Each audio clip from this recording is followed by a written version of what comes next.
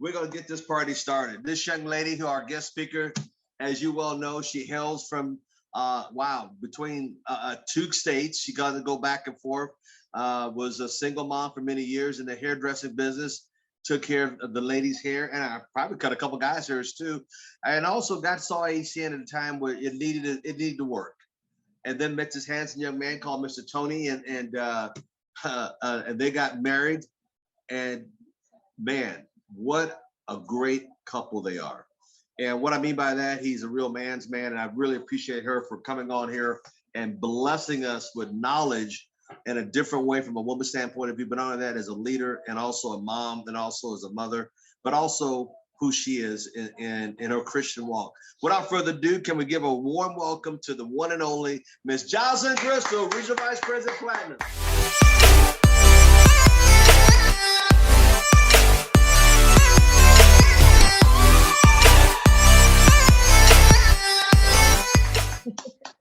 Good morning. Good morning.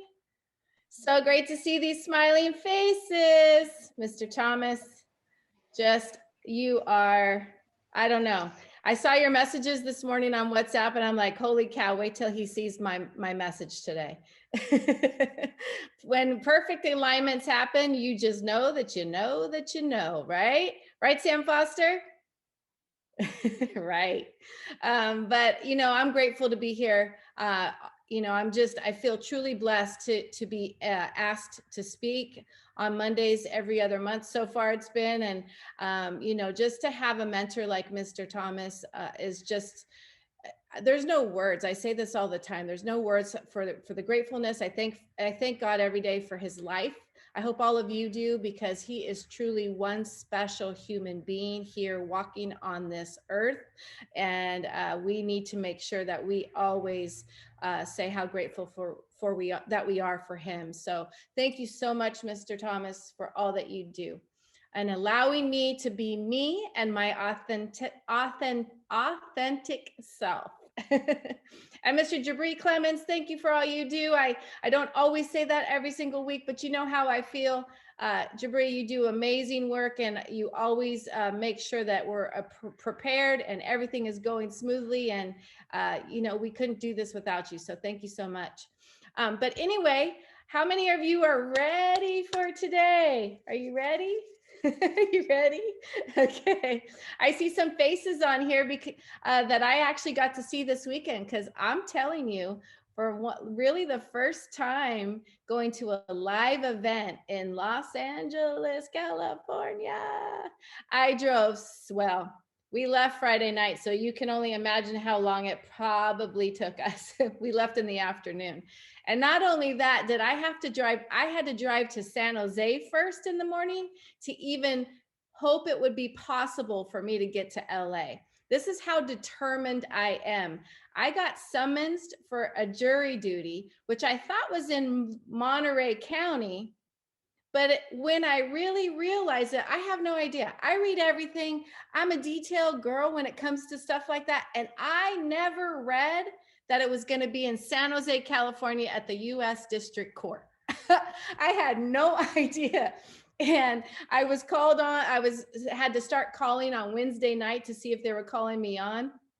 And I know, bottom line is I know that I was supposed to not see that because I needed to be excused and not just postpone it. That's what I know. And I just walked in faith and I'm like, why are they calling me on a Friday? The very last day of the week. I didn't get called in on Thursday, but I got called in on Friday and I'm like, no. So I started emailing people. I started emailing where I could. Nobody would answer their phone, but I'm like, I'm praying someone will help me with this.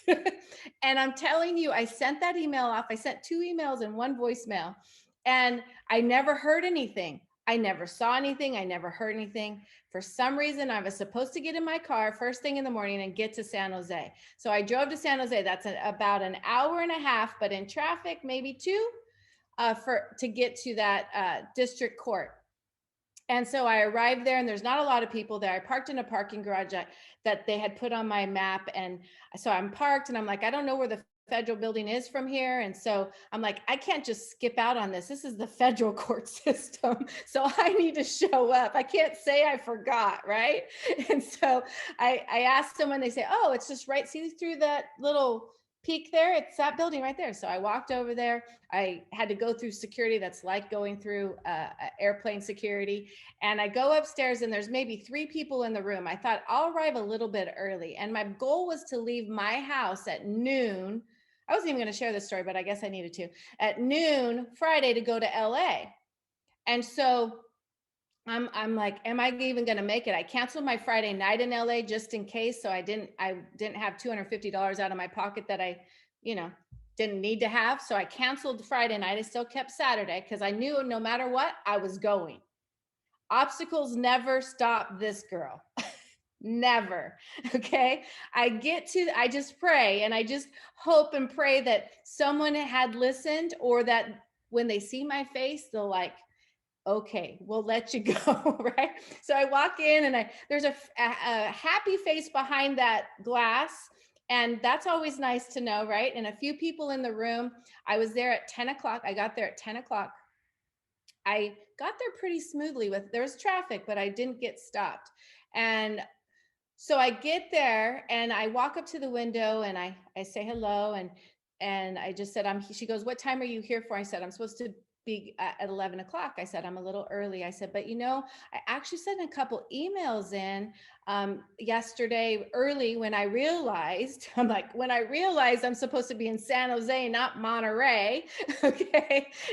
And it's a long trek for me to get here. And I also left a voicemail, but I never heard anything back because I was hoping to get it postponed. I'd have no problem serving. It's just, I'm supposed to be in LA on training on a stage this afternoon, this evening, and I'm over here. She goes, what's your name? And I said, Jocelyn Driskill. And she pulls up the computer and she goes, we emailed you yesterday at 3:45. That email was sent to the judge and he excused you. I said, you mean excuse me for today or excuse me for the whole thing? Or do I need to call in on Sunday? She goes, no, you're excused for the whole thing. Yay, God. I got back in my car, right? I get back in my car. I have one of my business partners, Loopy, was getting off early to make sure that she could get off early and come with me as well. Because I'm always taking somebody with me. You can guarantee that. And so when I got in my car, I texted her and I said, I've been blessed. I'm on my way home. And so I go home and guess what? We were able to leave the time we said we were going to leave. But God, right? I just stayed in faith and at peace, and I just knew something would work out. And I got there, and we took our trek, and we had an incredible drive. Yes, we were in traffic in the evening, but we got there in time for the executive team leader and above. And actually, we didn't miss anything. Not really, like maybe 5 minutes. Got there after 8 o'clock, and it started at 8 o'clock. And listened to Dean Tiroli and Mike Kane, and we had Mike and Tony there. You guys are such a blessing. I'm going to tell you some more about that of that event. And then after the ETL, I got asked from Jason Tisdale and Dean, you're doing 1 through 8. No, they didn't prepare me for it. They just said, you're doing 1 through 8. And if you guys only knew how my heart just started beating and going, holy cow, I'm not prepared. But yes, I am prepared. Yes, I am prepared because I've always been prepared, we all get this whole stuff coming on us, right? We're like overthinking it, but I'm like, I'm owning it. I'm okay. Cause they're like, what do you think? What do you want to do? What could you do? I said, I can do anything. Whatever you guys need me to do, I can do anything. Can you say that? Because I can do anything. It doesn't matter what it is, no matter how uncomfortable I am, I already have it. I can do it, right? So here goes my message. How many of you have some paper in front of you? You have paper in front of you? Okay, so if you can be interactive with me, I'm going to start this off with the game called Who Am I? And if you don't have paper or you're driving, you can, because what I want you to do is I'm going to say a statement and then I'm going to ask you, who am I? And if you have paper, write down who you think I am and put it in front of the camera. And for those of you who don't have paper, type it in the chat. Okay? You ready? Everybody say ready. Ready. Okay, here we go. All right. So this person, you're going to guess who this person is. This person took one shot. Who am I?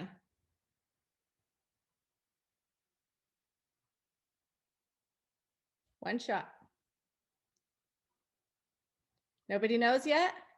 Anything in the chat? Let me see. I don't see anything. Nobody knows yet? Okay, let's keep going. This person was the underdog. Who am I? I'm stumping even Sam Foster. I can't believe it. I see Rocky. That's from Heather. I see John F. Kennedy. All good answers. I see something Natasha said. I'm not going to share it yet because you can't see it. She sent it to me privately. It's not the main answer, but her answer is close. Michael Jordan, it's a good guess, right? All right, so the next one, this person, all they had was all they needed. Who am I?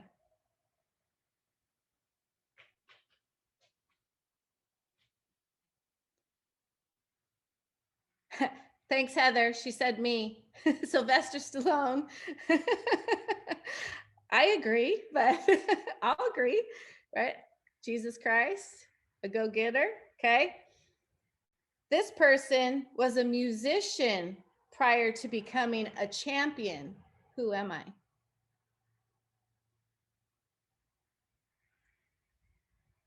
A musician first, a very accomplished musician. No one?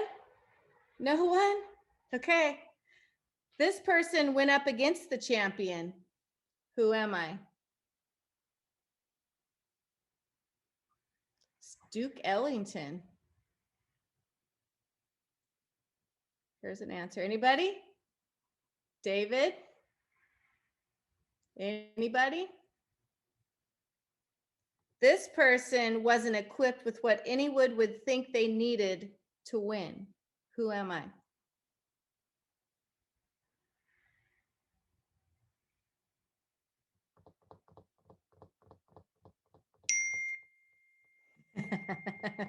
I'm seeing some people coming alive here.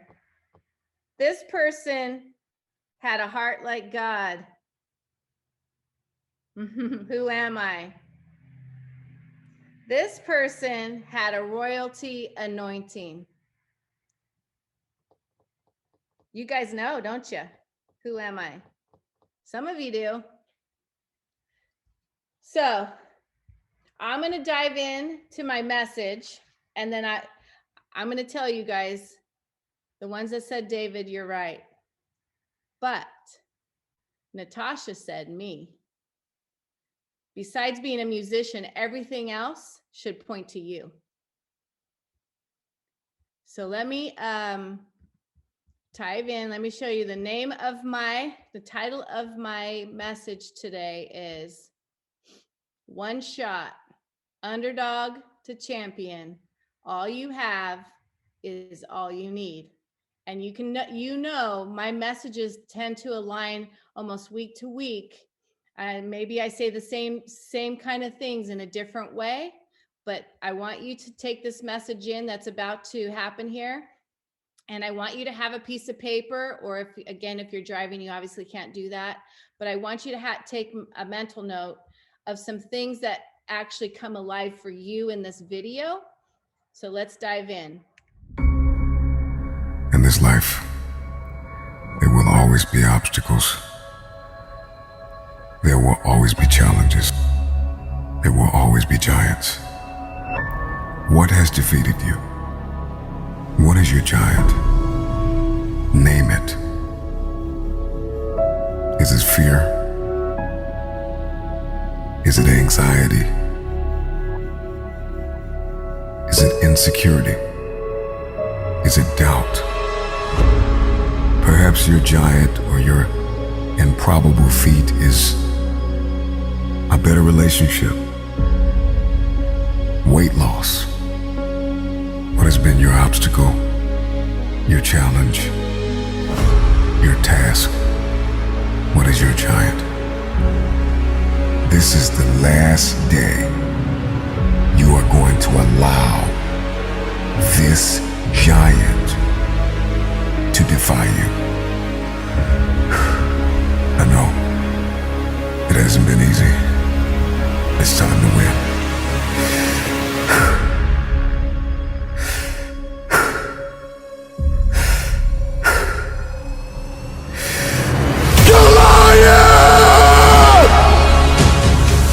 There will be many giants in your life. There will be depression. There will be anxiety. There will be oppression. There will be stress. There will be overwhelm. Will you buckle under the pressure or will you rise to the occasion? The Bible says that David got up and ran into the army of the Philistines. He ran towards the battle. And like an eagle is the only bird that flies into the storm, it is time for you to fly into the next dimension of where you have been called to. What is your dream? What is your idea? What is your assignment? There is a new breed of champions emerging out of the ashes of doubt and fear. Your knees may be knocking, your palms sweaty, but the time is now to rise up and run after it. Run after your dream. Run after your idea. Run after your goal. Run after it with everything that you have. You will never have your future until you are fully persuaded that you are a carrier of everything required to fulfill your destiny. If nobody believes in you, you gotta make it up in your mind that all you have is all you need. You are going to need vision. Before you win, you're going to have to see it. I want you to see yourself winning. If you can see it, you can have it.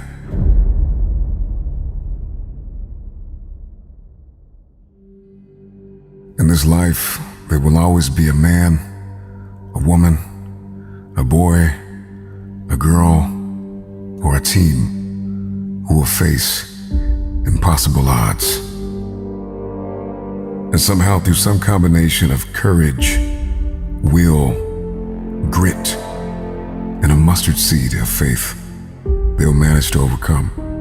What I love about David is that David was not only one of the youngest, the smallest, the least likely. Not only was David underrated, but his weapon of choice was underrated. And there will be times in life where people will not believe in you, neither what you are carrying. I'm gonna tell you the one thing that separated David from Goliath, and that was his heart for God and God's people. If you are going to defeat your giant, you are going to need heart. You must overcome what lies between the pit of your fears and the summit of your knowledge. Our Goliaths, our challenges, our giants oftentimes meet us in our valley places. It's not on the mountaintop that David fought Goliath, but it's in the valley. I tell you this, the tangible giants in our life are defeated by means that are intangible. If a man can conquer his mindset, if a man can master discipline, then there is nothing he can't win.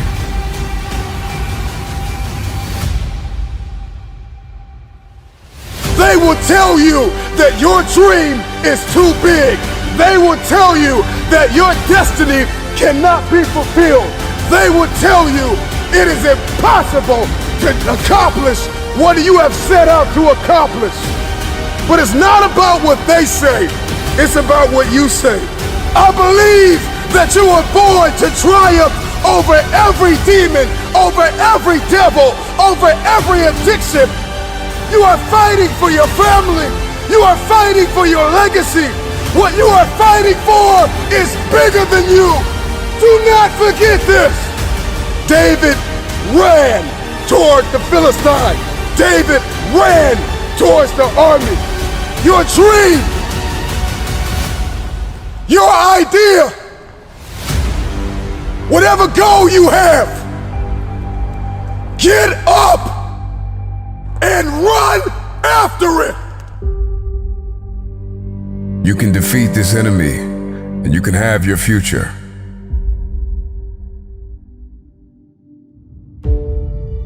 If you're going to defeat this giant, if you're going to win the war, it starts on the battlefield of your mind.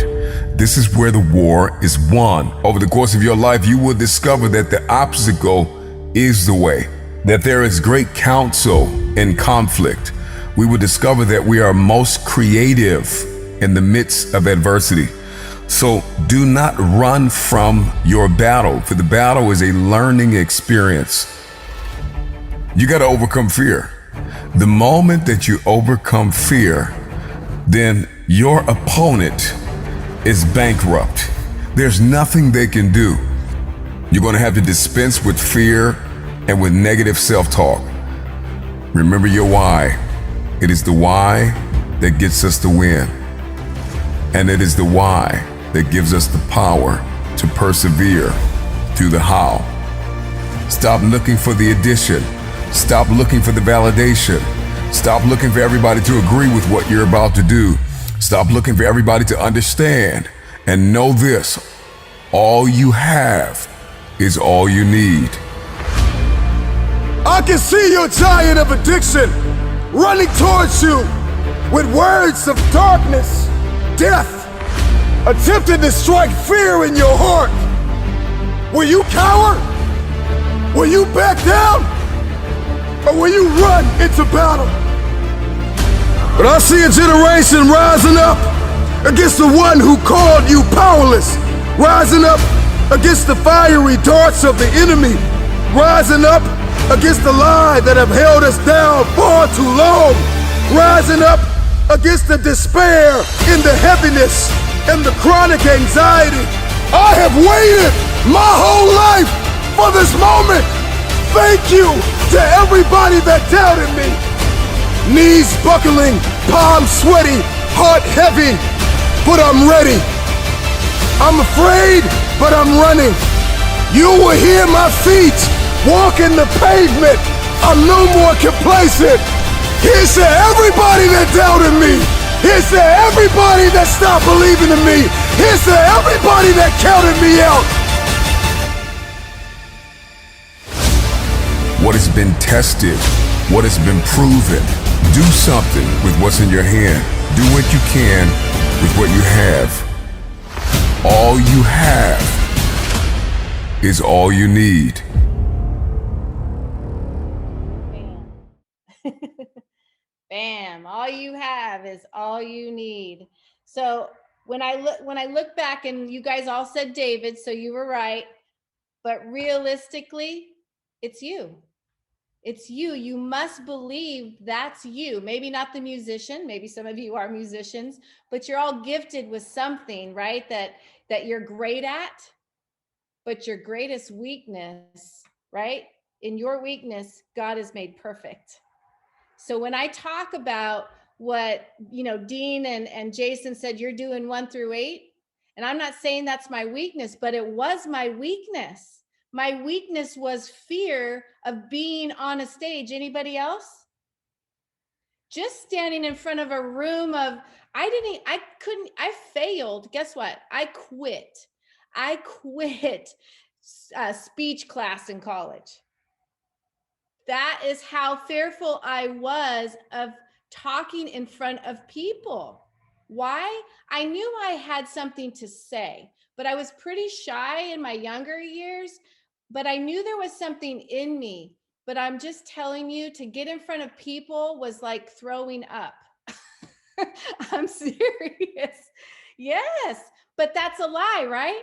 That was a lie that had been told to me. That was something that I was telling myself. That was my battlefield. That was where my mind was. And again, though, in speech class, I will say most of the time you're having to come up with topics you're maybe not interested in. And if you have to talk about something you're not interested in, it's kind of hard to talk about it and really feel comfortable about it. Does that make sense? So I understand some of you maybe have my fear, which was talking in front of people. I mean, most people will say that's goes up there with death, right? Maybe the number one thing, a fear of dying, fear of public speaking. I'm telling you, it's true. Yes, you do have hope, Natalie. You do have hope, and you have to know it is your weakness he can use. So when they said that, my heart dropped, but then I went, yes, I know exactly why they picked that for me, because I'm opening the room. I'm opening the room, and I need to be heard, not for me, for those who are in the room, and be a voice for who always speaks through me, because that's always my prayer. Through a business, little would I ever imagine that I could do this through business. But that's the gift of ACN. And guess who's going to be in the room?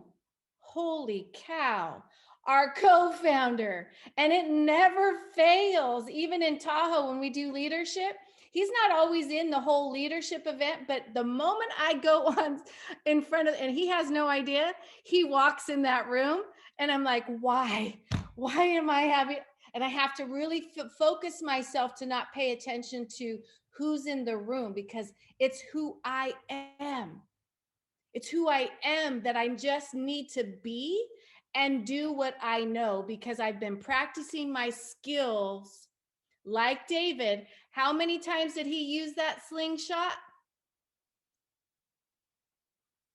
One time in the field to kill the Philistine, but how many times had he been practicing on bears and right?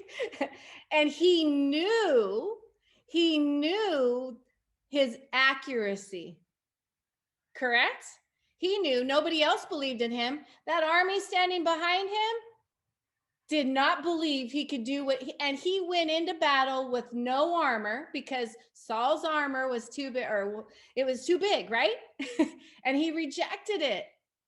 And he walked into battle. His own self, with what he had, was all he needed. And the faith of a mustard seed. True or not true?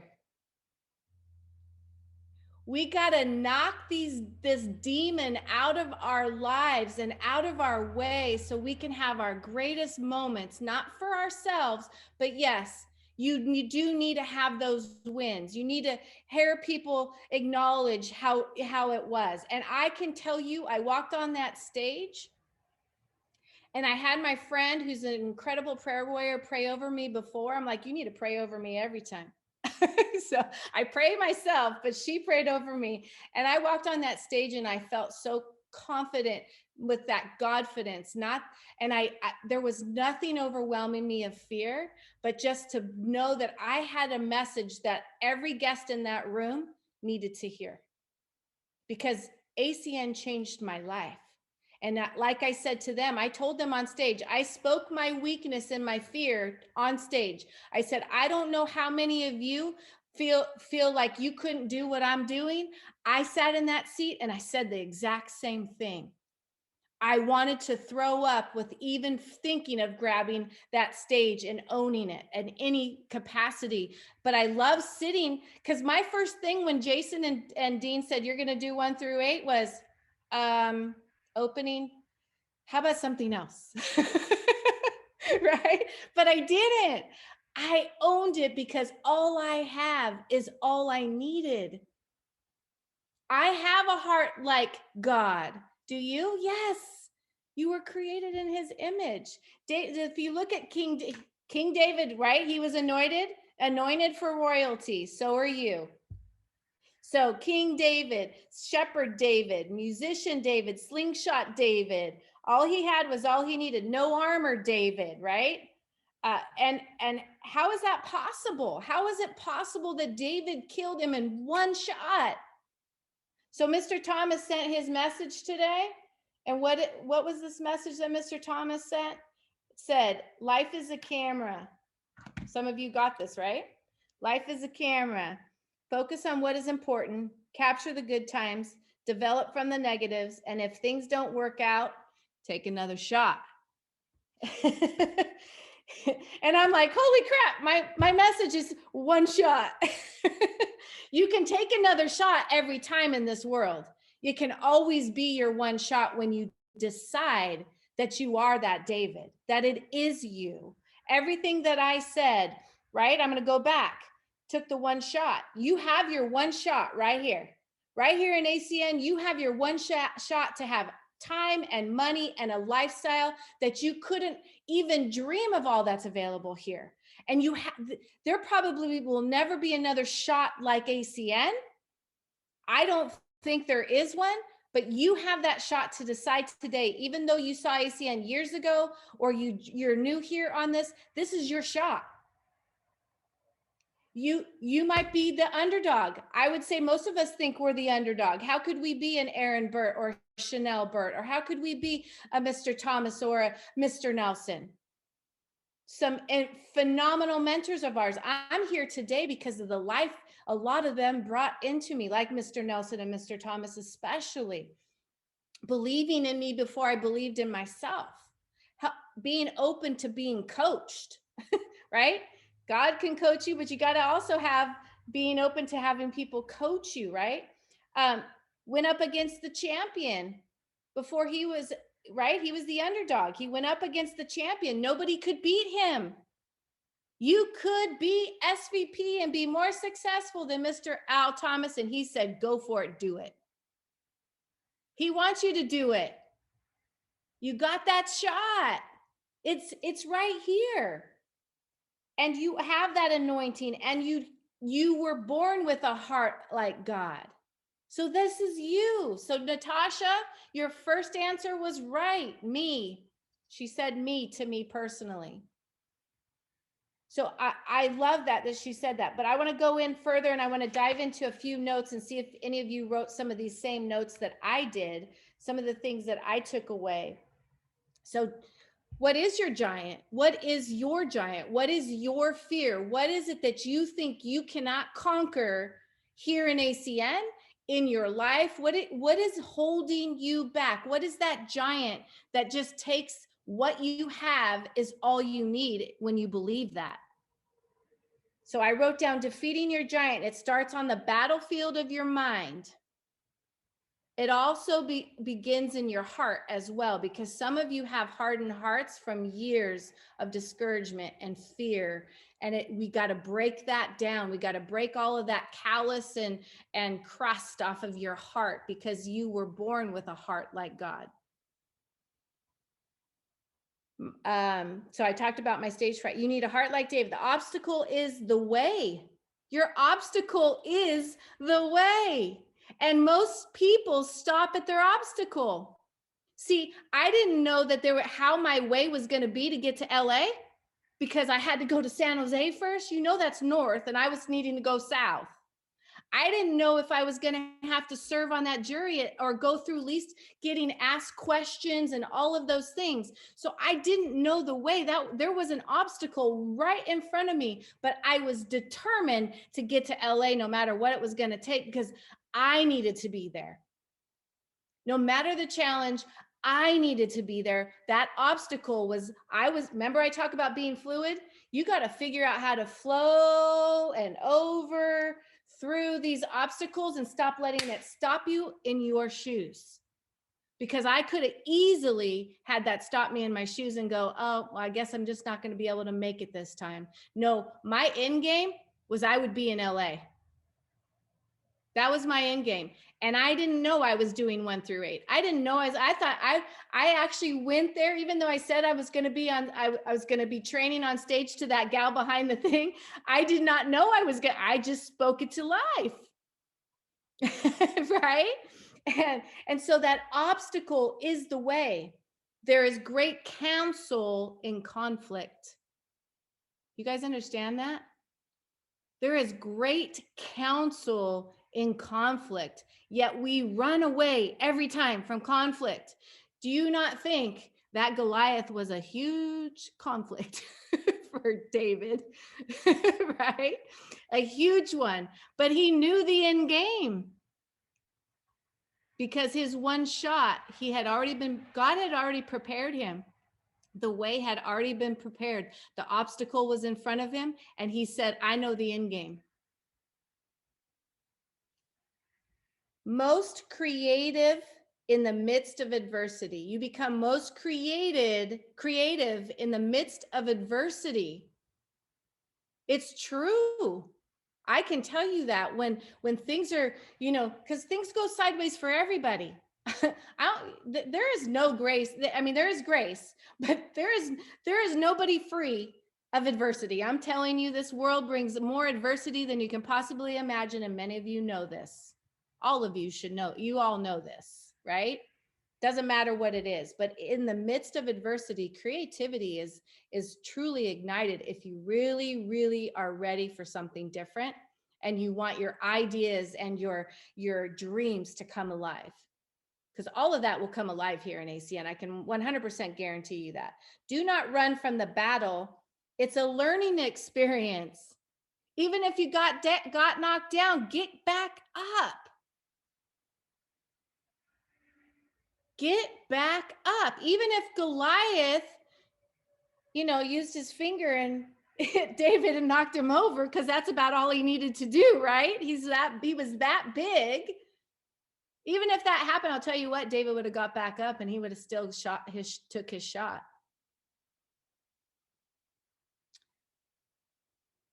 Run into it. Your Goliath. You got to run into your Goliath. What is it? Maybe it's multiple things, but you got to run into it. You cannot run away from it. The more you keep running away from it, the farther you get from your winning. Stop running away from it. Stop thinking it's the enemy. I believe, and I was watching a message yesterday. I'm going to talk about this at the end, but I was watching a message yesterday, and he said, we give the devil too much credit. We're like, get away from me, Satan, rebuking us. We do that all the time. Get away, get away, get away.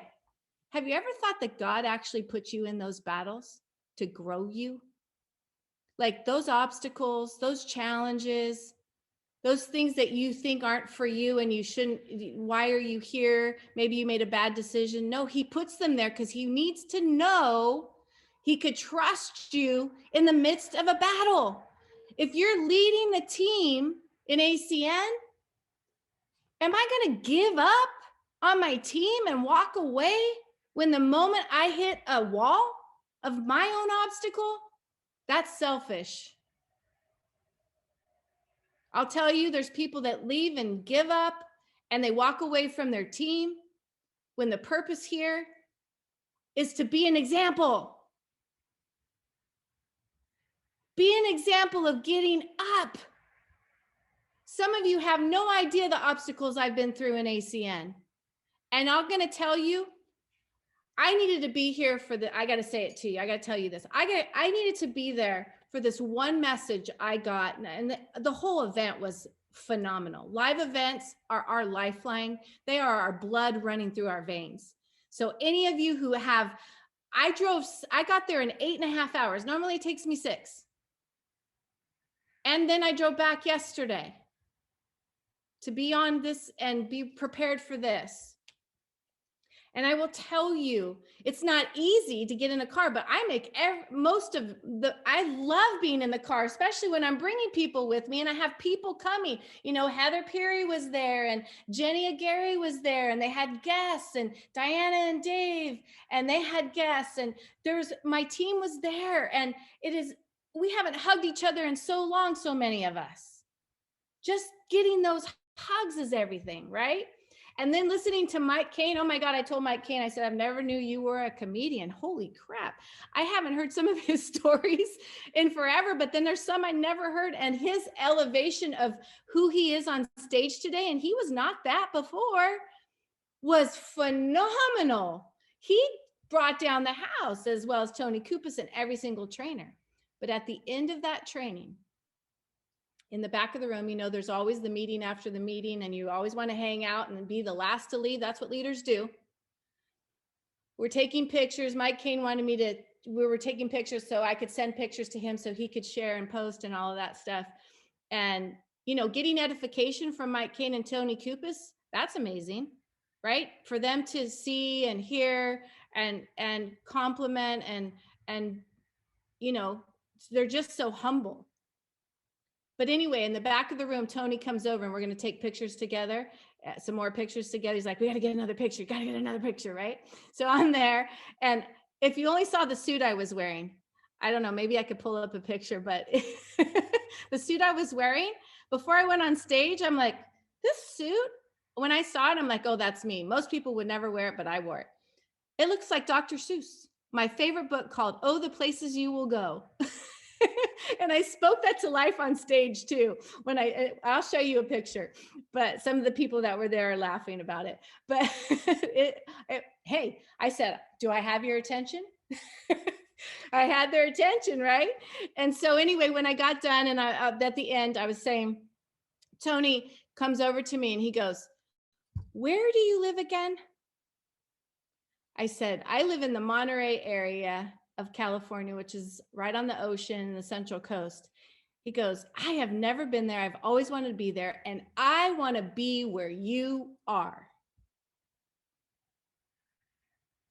I want to be where you are. I see you. I have seen what you've been through. I have seen you show up at every turn. I want to be where you are. So he's coming to do an event amongst all these other events. He and Mike Kane to Monterey. We're working out the time. It's going to be in September sometime. And how amazing is that? I needed to be there, and I got that one special affirmation from my heart, for me, from Mr. Tony Kupas, who saw me. You got to show up. You got to get past those obstacles. You got to run through your giant. And you got to show up for your team, and you got to help them and be the example so that they can say, if you can do it, I can do it. You got to face the giant just like David did. Face it and get through it. So I'm going to finish up with a couple more things. So one of the other things he said is, when you overcome fear, your opponent is bankrupt. Bankrupt. They can't do anything when you face it, right? So when you overcome that fear, that opponent is bankrupt. Remember your why, because it's what gets us the win. It's the why that gives us the power to persevere through the how. It's our why that gives us the power to persevere through the how.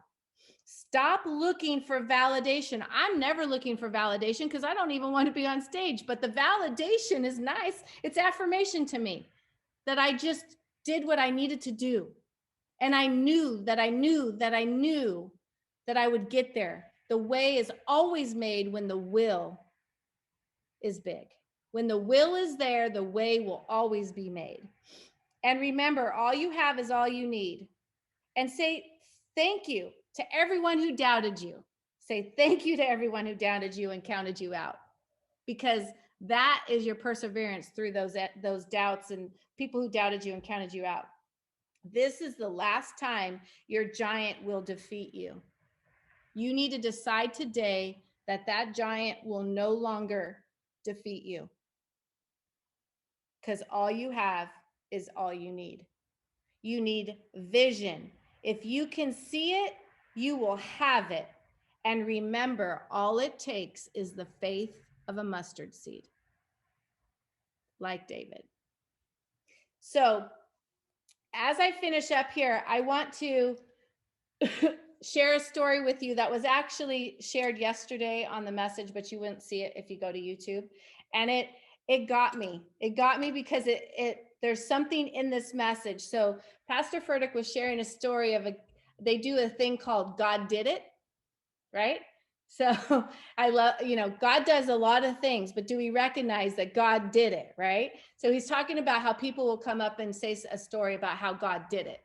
And so this woman comes up on stage, and I think he's telling the story of some other buddy's stage that she's coming up on, but you'll get the gist of it, okay? So she comes up on stage and she's sharing her story, and basically the bottom line is what she was sharing is that she was down to her last $20 that she had, last $20. That's all she had left. She was facing losing her home and everything she had in her life. And she stood up on stage and she started to share this story. And she said, I was sitting in church that morning and I had my last $20 and I put it in the offering. She said, I mean, $20 will do something for someone else, and I want to give it. That was her heart. She said, at the end of the day, I mean, maybe it would have bought me a meal, but maybe it could have bought a family a meal. That was how she felt. And so she put her money in the offering, and after she was praying and so forth, and praying and knowing and believing that God would do it, would hear her prayers, and she thanked him in advance. And so she went home after church, and she shares that she has a neighbor that's kind of cranky. He's a male, kind of cranky. He never really ever says hi, but he's out front a lot of times when she comes home, and he's kind of like an atheist basically, because she's very, she's obviously very filled with the Spirit and really loves the Lord and so forth. And she has to pull it together every time and just to smile at his crankiness and his ways and so forth. And I'm sure they've had conversations and so forth. So she goes into the house, and she's continuing to pray. And I think I know, he said something to her like this. He said to her, how are you doing? Something like that. How are things going? She's like, well, I just gave my last $20 I ever had in the offering. And he looks at her like with a grimace type of look, like, that's stupid. Your last $20, you're going to put it in the offering? Because he is like an atheist per their conversations. And so he gives her this look like, really, whatever. And so she walks into her house with a smile on her face, and she continues to pray and knowing God's going to take care of her and so forth. And so he decides he's going to go do something. And he goes to the grocery store. He's going to pull a prank on her in his head. That's what he calls it. He's going to pull a prank, goes to the grocery store, buys a bunch of groceries, and he puts them on her doorstep. And then he rings her doorbell and runs and goes into the bushes because he wants to see how her reaction is, right? So she comes to the door, and she comes out and she sees the groceries, and oh my gosh, she's like, oh my gosh, what? Oh my gosh, God did it, right? God did it. All my prayers, my anxiety around, God did it. And she's smiling and she's bouncing and dancing around, and God did it, and God did it. And, the guy's in the bushes going, God didn't do this. I did it, right? And she's just like bouncing around. God did it. God did it, right? And so he's like, he starts to come over to her, and he yells at her. He's like, God didn't do this. I did. And she just didn't even pay attention. She's like, God did it. Yes, God did it. and so he comes up to the stairs, and he's like, she can't believe that God did this, because he didn't do this, right? She's telling the story of what he's probably thinking, and he's like, lady, God didn't do this. I have the receipt. It's right here. I did it. She said, well, God did it, but the devil just paid for it.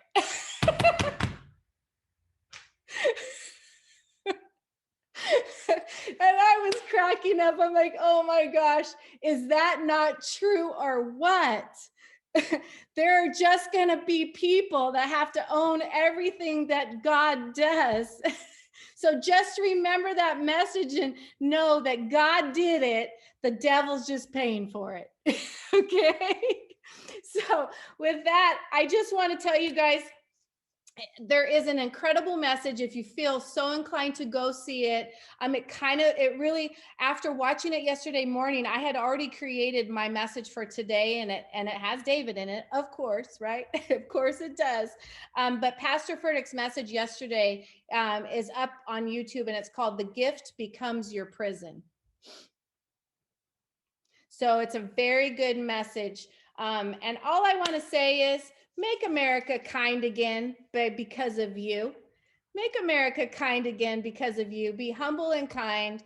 And just know, always remember, in your weakness, God is made perfect. With that being said, Mr. Thomas, thank you so much. I'm just grateful and honored to have shared this message. I know it was something for someone here today. So